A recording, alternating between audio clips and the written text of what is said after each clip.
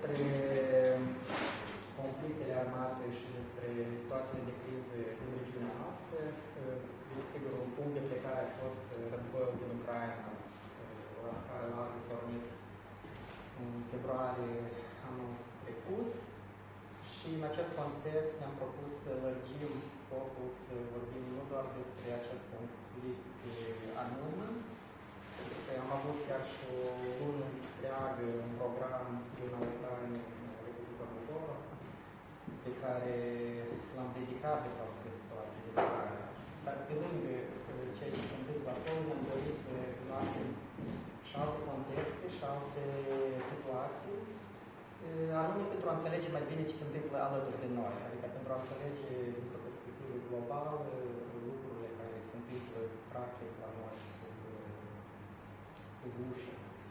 Și în acest context am proiectat filme inclusiv din Carabahul din Munte, inclusiv despre războaiele care au avut loc în Siria și au impactat oamenii de acolo. Și astăzi, în contextul în care au izbucnit și conflictul din Palestina și din regiunea Casa, ne-am dorit să vorbim despre acest conflict. E un gol informațional și, în genere, o lipsă de cunoaștere la general vorbim despre ce se întâmplă acolo și foarte puțin din noi, probabil, au călătorit în regiunea aceasta și cunoaștem parțial sau din auzite lucrurile care se întâmplă în această regiune. Sunt foarte multe opinii. Toate războaiele astea, ca efect, ne polarizează și fragmentează societatea. Ori scopul nostru este să înțelegem mai bine contextul și să elaborăm niște poziții mai clare vis-a-vis de ce se întâmplă acolo sau alături de noi. Și cu ocazia asta vom avea alături de noi cu Constanța Dohotaru, care va modera discuția de după filmul de astăzi. Am uitat să spun, filmul se numește Camere Sparte și vedem vizionarea capitolului și așteptăm la discuție de după.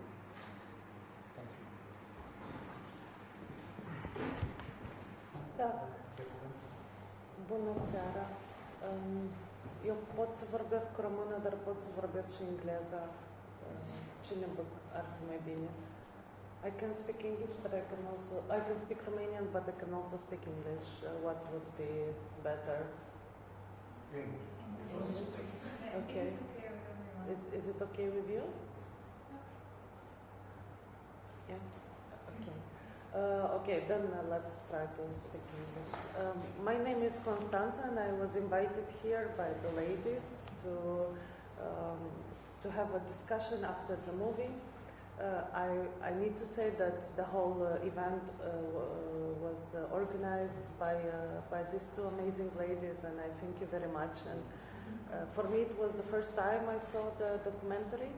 I just knew about it, and thank you. It was really emotional and strong viewpoint. Yes. We don't have a very concrete plan of how this little discussion is going to be, but I thought maybe I could just tell you why I think they invited me, and then maybe we could talk a bit. So since the escalation started in Gaza on September 7th, together with a group of activists here in Chișinău, we organized two protests, and we also spread information as much as we can. As Vladimir mentioned in the beginning, there is a gap of information in our world, but to be honest, in Romanian language, there is a huge gap of information about what is happening in Gaza.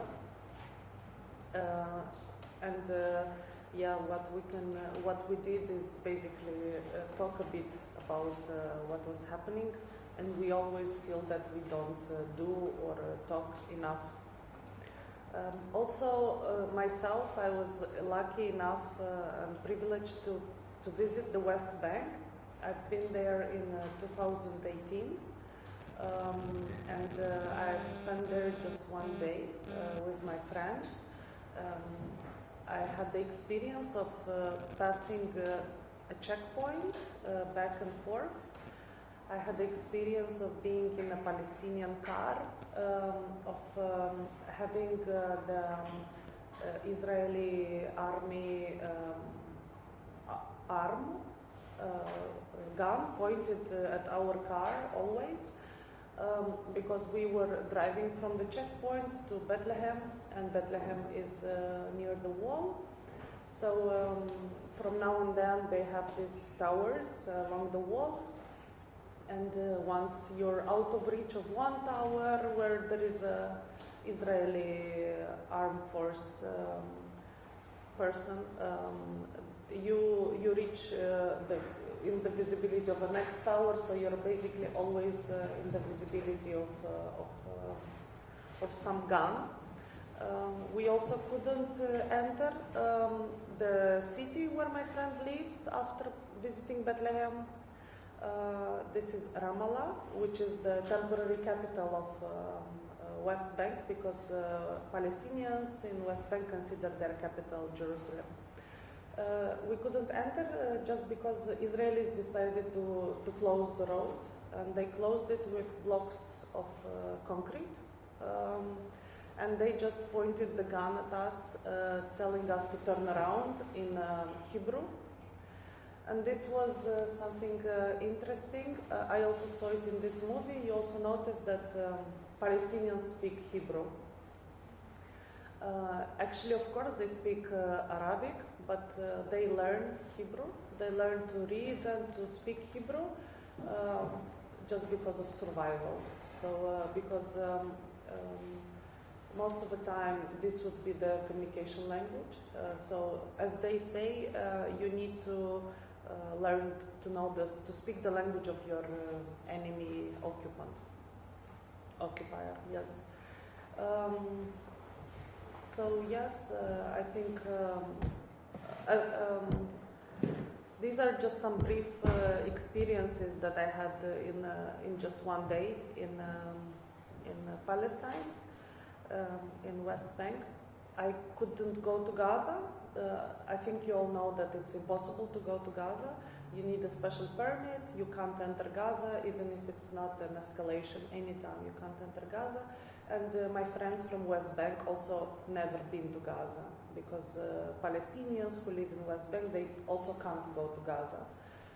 And people from Gaza can't go out of Gaza, only if they have a work permit issued by the Israelis. Yes. Maybe we could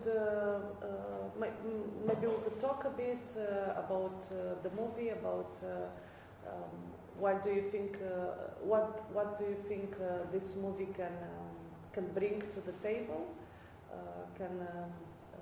How do you think this movie can raise awareness, or maybe some experiences you have? Maybe you want something to share, or maybe you want to ask something, and people around maybe can share experiences. We can also use this space maybe as therapeutic purposes, because maybe, I don't know about you, but for me the war escalation in Gaza was very re-traumatizing.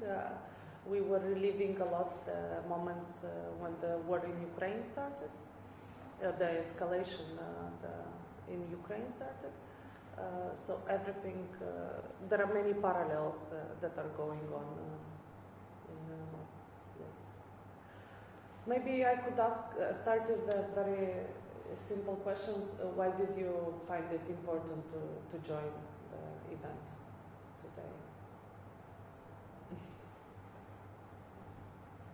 Yeah, Anton. Yeah. How should I put it?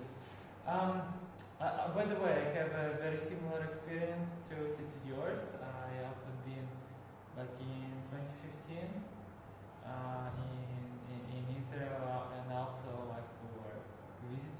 as tourists a couple of places in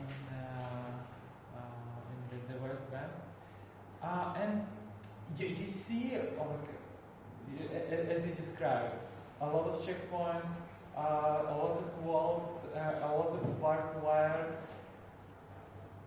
But I don't know. Back then, you just don't make this connection. This simple thought that walls and barbed wire, people don't build them out of good life, out of happy life. There should be a very good reason why it stays there. But somehow we don't have it here, like the border crossing between to Transnistria is looks like much nicer than the thing you see there like all the time. And so I believe this kind of first-hand stories, like spoken told from the perspective of people who actually live there and experience that, is the, at least for me, maybe for someone else, I don't know, some figures, or maybe for someone else another instrument would work. But for me, this kind of movies and stories is actually the vehicle which helps you to understand the depth of violence and injustice and all this terrible stuff. So yeah, huge shout out to the author and everyone actually involved in the production of this movie. It's just amazing. Ladies, you actually contacted. I wanted to add, we contact the cameraman, the movie, and we invited him for this photo, and he refused right away because he's still targeted by Israeli regime. So it was too unsafe for him. But he was open to offer the movie for a free screening.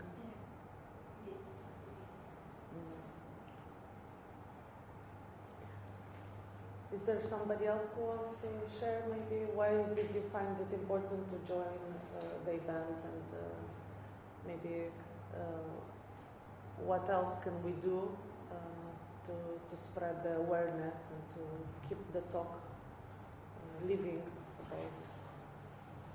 Yes. So it's clear about Israel politics in West Bank. They occupied Gaza for several years, right? A lot, right? And they don't want to fix it at all. And I understand that Benjamin Netanyahu is a person who wants Israel spread more and more. And where is the army of the Palestine? Palestine? As I understand, the nearest country sponsors it somehow. As I understand, also these people in Palestine work for Israel for almost no money, because I think it's one of the reasons why Israel is a rich country, because they just pay less to these people without their citizenship. But how to fix this issue? So you were told that there are protests right now. Protests against what and for what? We want to understand. As about the army, as far as I know, Palestine is not allowed to have an army according to the Oslo Convention. So they're just not allowed to have this institution, army. So they don't have an army. Neither in West Bank nor in Gaza. In Gaza is just the ruling party is Hamas. It's a party that won the elections, and there were never elections again. But in Palestine, the ruling institute is the Palestinian Authority, who is not viewed well by the Palestinians, nor is Hamas viewed well by all Palestinians. Because the Palestinian Authority is considered to be actually by my friends in West Bank is considered to be cooperating a lot with Israel. So I find a lot of similarities of this and our Moldovan situation, because we also had governments that were very cooperant with Russia before, and that were like separating us as a society and not uniting us. This was a parallel. As about the protests in the world, the protests are in solidarity with, it's my understanding, but maybe somebody else has different understandings. The protest around the world is for the solidarity with Palestinians killed in Gaza, but also in West Bank. And the asymmetry of power and response that Israel is doing on Gaza since October 7th, but the people talk about the occupation since 48, since 75 years. So they're trying to put things into a perspective so that the world understands that it's not everything started on October 7th. And as the UN General Secretary said, that October 7th didn't happen in a void. It had its reasons. Maybe somebody else can also say why. What do you think about the protests, and what do you see? But what are they doing to fix the problem?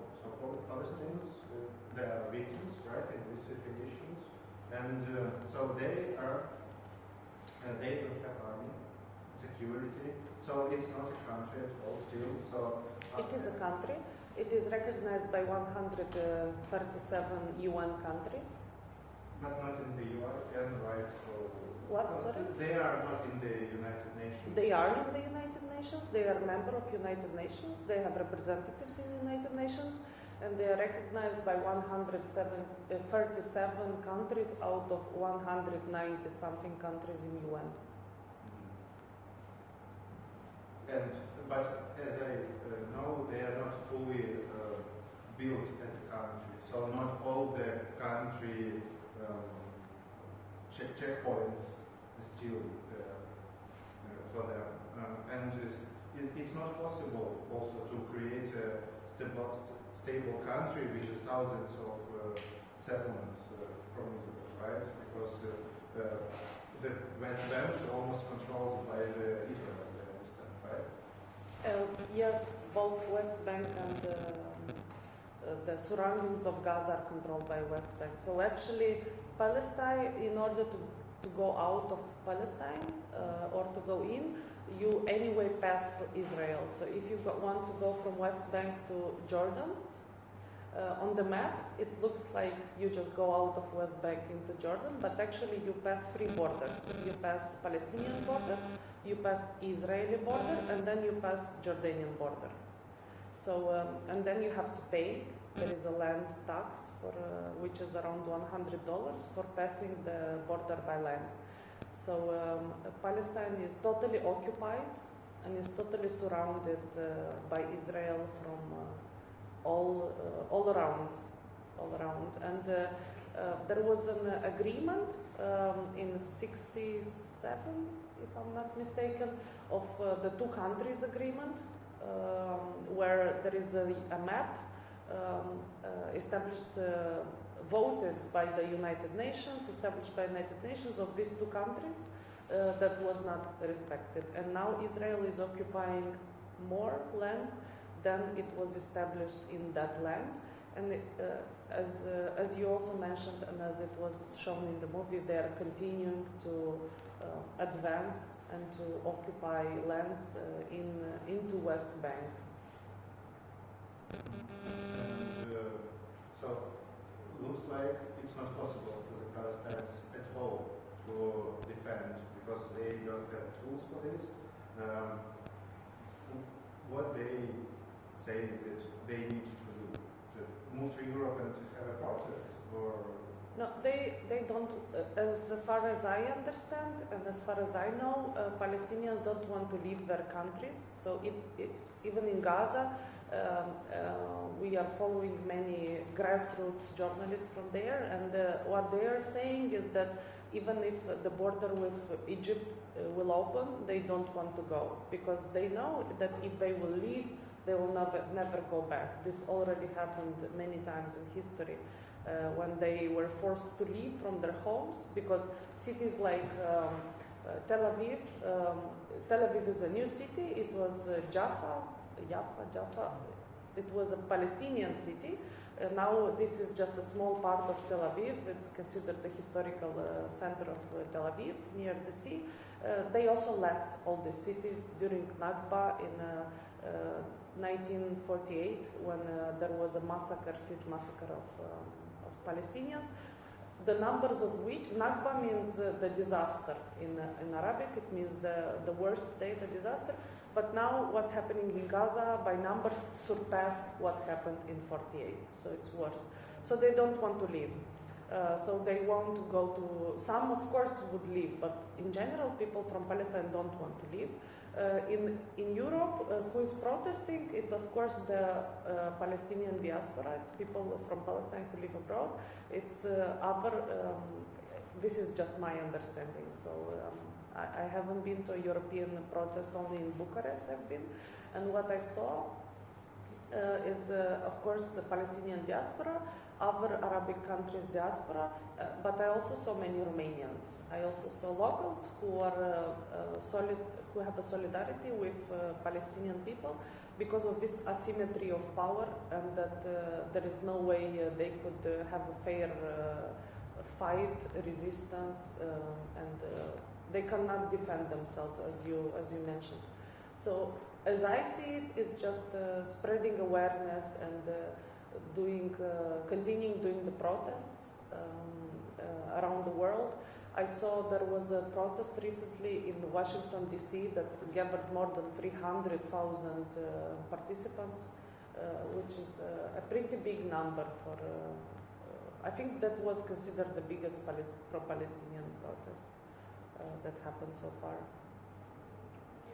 But I don't know what the solution would be, and I really don't know, and I don't know if anybody knows. Maybe somebody. There are many options that are being discussed: the two-state solution, the one-state solution. But it's not possible to implement it, right? Because Israel, supported by America, US, UK, yes, almost all Europe, right? So awareness is good, but the solution, there is no solution for this. We're just waiting when Israel will occupy everything. And there is no, as I see, right? There is no way that, again, the third war with all the Arab countries around. But it's not an option right now, because Israel is the USA still the main powerful country in the region. And the USA provided shells also to bombard Gaza right now, right? So, for the democracy, of course. Yes, I wanted to hear about protests. There are also protests for boycotting and stopping armed delivery to Israel from the US and other countries like the United Kingdom and so on and so forth. So protests aren't only just about raising awareness, it's also about trying to stop the delivery of arms and other such things. Yes. I also wanted to add that Europe is quite diverse. For example, I'm following a bit, like I have friends in Spain, and in Spain there are like large demonstrations. A friend of mine is teacher in an art school in Valencia, and she just announced that they're going to invited people to participate in art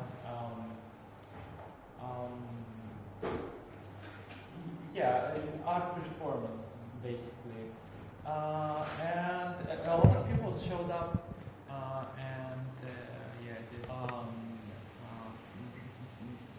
Palestine against the war. So it really depends where in Europe. And some European countries seem that they don't care much, like Moldova, unfortunately. But But what do you think in Moldova we have this situation? Because it's really difficult to talk about it in Moldova. When I'm sharing something, I receive some hate messages, I receive some rage reactions in private or in public. We did a protest, two protests in front of a parliament, and during one protest we had people passing by who approached us to ask us why are we doing this, because we are supporting terrorists and so on. Of course, there is these people who think like that everywhere in the world, but still in Moldova, I think there is a very small part of people who are informed and who are actually supporting Palestine. Why do you think it's like that? Much more problems.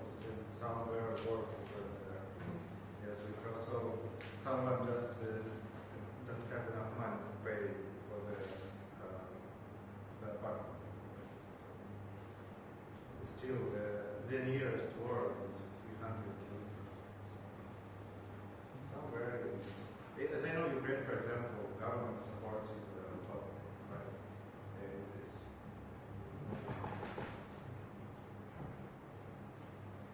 The way I see it is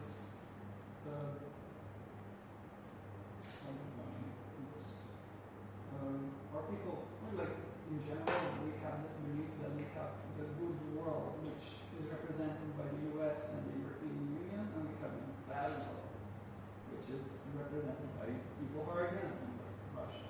And it's a very simple black and white view, and both Russia and the US and Israel are imperialist countries. We also don't feel the things that in Israel, for example, there's something that in Ukraine, you can see the people arriving here, some, I don't know, some missiles also landed in Moldova from Ukraine, but somewhere in Israel. So as it was in Karabakh, just 2 weeks, and it was for years, right? It was also the bulk of the region, as I understand, by what was the country? Armenia, and the second country was Azerbaijan. Azerbaijan, right? They just they're not provided food to this region, and after they just started to bombard it. Of course, it was without almost no army. They just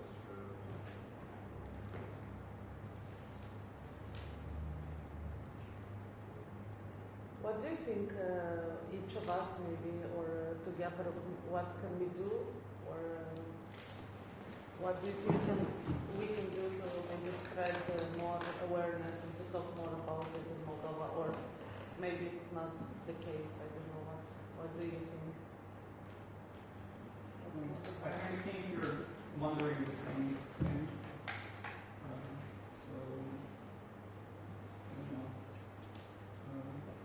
To answer the earlier question of why did I come here, seeing stuff online, there's still this distance. It's still, a few layers of abstraction. And seeing the movie and seeing the first person point of view, it's much more raw and just makes you understand things better. You see the people and just trying to live their lives. I don't know. What we could do is, at least at this stage, we need more awareness. So, I don't know, more such screenings and discussions. And I would agree with just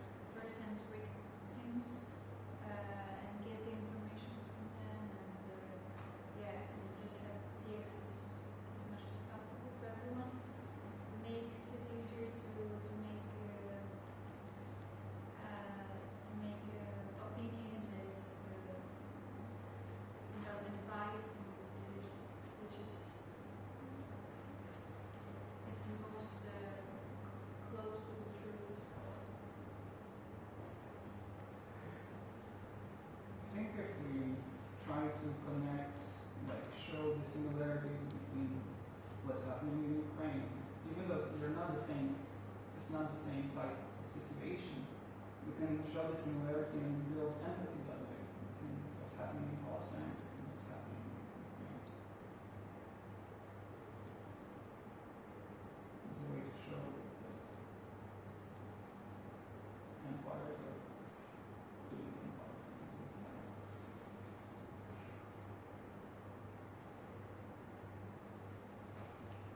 I think making good films like this would be good one step further. It's unexpectedly good for someone who didn't study film, didn't, I don't know, maybe he went to some course, education course, study film, but that since it's an amateur filmmaker, but the film is really good and not proving like this, that you can do things, good things with any kind of equipment. You don't need special equipment. It's like how you build the film, the story behind it, and it's very poetic in the way how he constructed it. That basically he shows in his film the personages are the cameras, and the camera is of course one of the two to defend yourself, or to, so when you don't have army you can use camera as a tool. And basically he builds an entire operation around the broken cameras which the state of Israel once broken. And that's one thing, but another narration which he builds is this relation with his child and family, but also this the smallest child basically grows with the resistance, and that's it gives a lot of other explanations about why we have this outburst of anger. And of course it's not on the empty spot that all these conflicts happen. And one idea which he gives to us is actually that we were dealing with it a lot in Chișinău, with urban developments. So we actually see how the urban developments work in the background and grabbing space and land. You can actually replicate the same situation here or in any other post-socialist city, where you have these developments which actually take away space from citizens, take away public spaces, commercialize whatever was before accessible to everyone now becomes private. So basically this kind of, how to say, explanation on a micro level gives you idea why a war can happen on a global level, right? So if we look into these situations around us here, we can already feel where the beginning of potential war can start. And that's very interesting. It's kind of, you can see it in this film.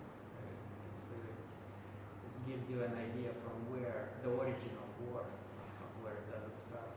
This is like, you can see it from many different levels, also in our peaceful times that we could witness these situations. So yeah, I think one solution is to make these kind of films, to multiply them, and of course to show them, to make them accessible to other people. And this can probably create a more informed society, a more aware society, which can make the right decisions and not be influenced by mass media or all these tools which often manipulate this view, and as I mentioned in the very beginning, basically fragment the society, because then it's easier to control different parts of society. So our mission is actually to build understanding within the society and to create a kind of common ground. And then I think it's one step further in organizing in a more concrete way afterwards and doing some action, for example. Yeah. I have another question. as I remember, West Bank was occupied by Jordan in some of the wars, right? And of course, after Israel came there, but why Jordan right now doesn't want to provide the citizenship for these people, try to connect with them, build the settlements on the Jordan side for these people to move them. Do you know something about it? I can answer about this. I recently read about the situation. Similar thing with Egypt. Two Egyptians were talking about how Egypt wouldn't build settlements for Palestinians in Gaza in the situation. Near, for example, on the Egypt side. On Egypt side, exactly. They wouldn't build because that would basically be collaborating in the genocide and cleansing and basically forced movement of Palestinians from their land over to Egypt. It's basically saying, okay, Israel, you can have that land. So, but right now, okay, just they will be killed slowly there. So it's so maybe they should leave in better conditions, but then die slower in Gaza. But that's what Israel wants. That's what it's doing. It Yes. wants And either the deportation or killing, which is they're both parts of genocide. yes, and they're good at these words, right? In this, they're right now continue to also in Gaza right now, right? Their forces clean this territory. Of course, they have a mandate for this because of the attack of the 7th of October, and Egypt, as I understand, also declines to accept the refugees from Gaza, right? Is it true? Right. They have one border and they hold it. So more than 1 million people just under attack of the airstrikes without any hope. The one thing that Egypt can do without basically collaborating with Israel is to send aid and food and so on and so forth, and that's what they're doing right now.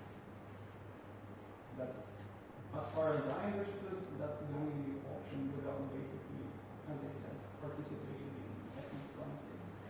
But you saw also in the movie they're showing how they really don't want to go. They really don't want to move out of there. They really want to keep living in Palestine. They want to keep living in their own village. They're fighting with their bare hands. All they have is stones that they can pick up. And this is all they can do. Just resist as long as they can and try to stay in your home. It's like, I like the parallel that Vladimir was doing. It's like we have these problems in our courtyards. Of course, it's uncomparable, but we have these big courtyards, like there's post-Soviet heritage, and new developments are coming to build a block of flats in the middle or in the green space that we have around the city center of Chișinău, between the residential areas, between districts of Chișinău. We have a lot of green space, and there are many developments building there, and we have cases of people just standing in front of bulldozers, people protesting, trying to just keep their land. I think this is all they're trying to do, to just keep the land and not allow Israelis to advance.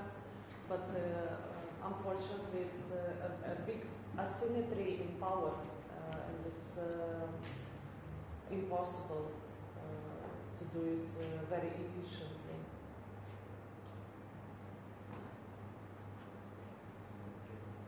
But okay, so I think sorry, I didn't know your name, but this explanation about they don't want to participate in this political cleansing is quite clear. Yes, but still it looks like there is no hope. Yes, as you told, there is no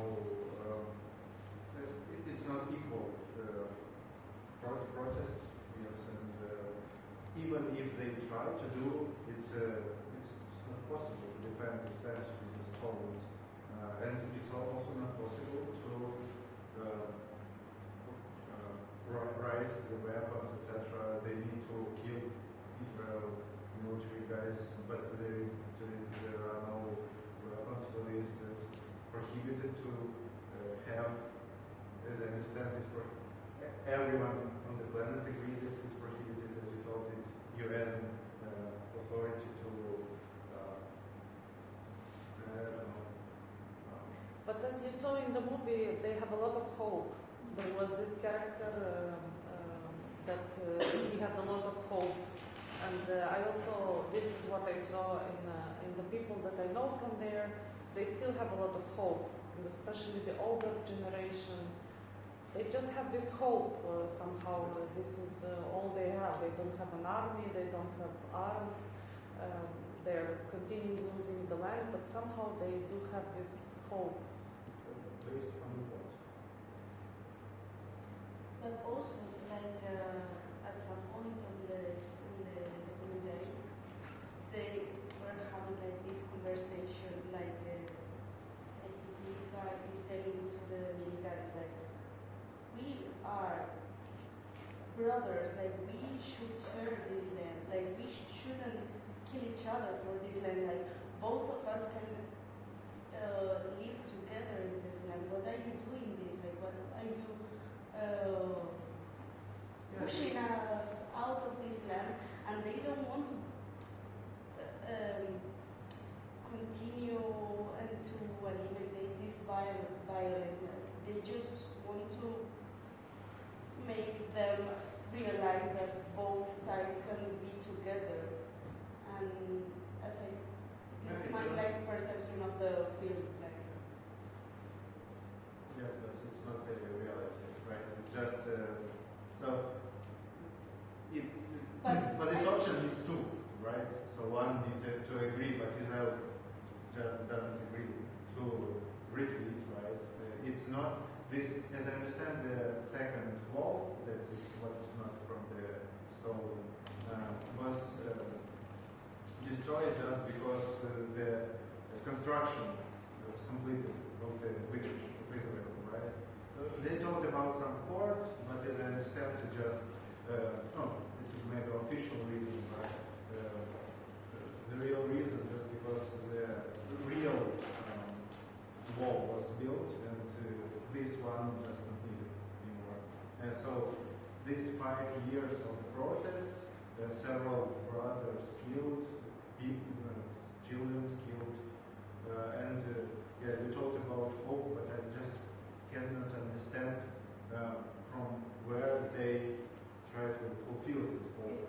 Qatar, I don't know. But it's not for us to decide that there is no hope. If they are suffering so much and still they have hope, it's, if we are in solidarity with Palestinians, we have to also have hope.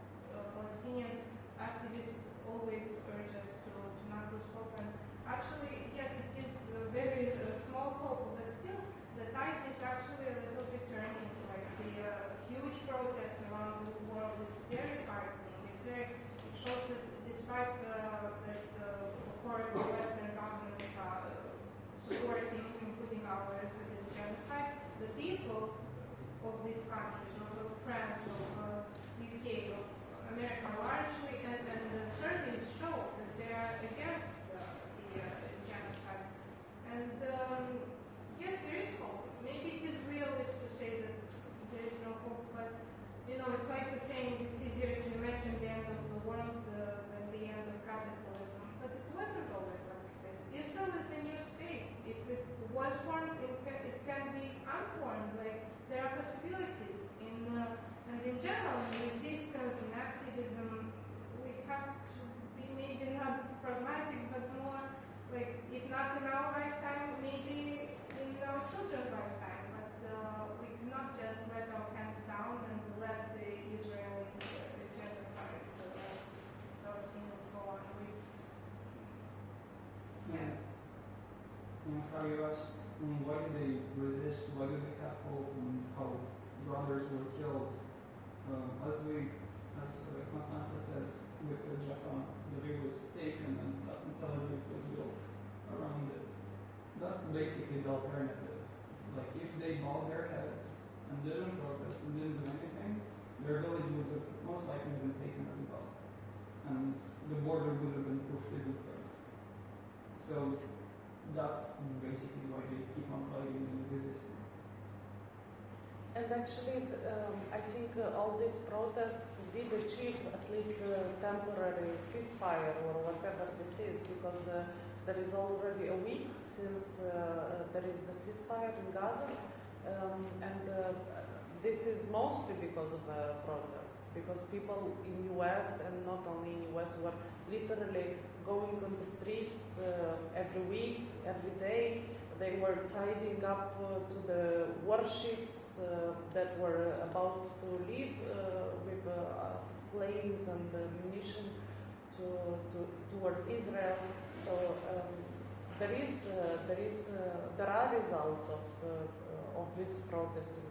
This is a very small, but still a little win.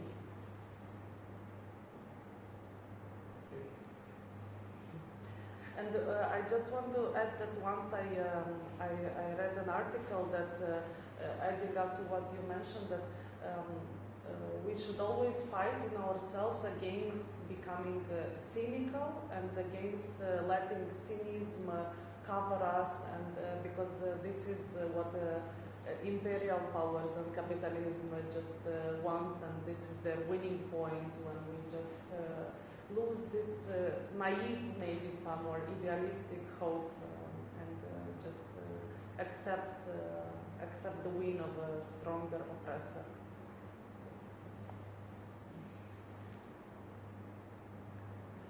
Okay, thank you. I think we can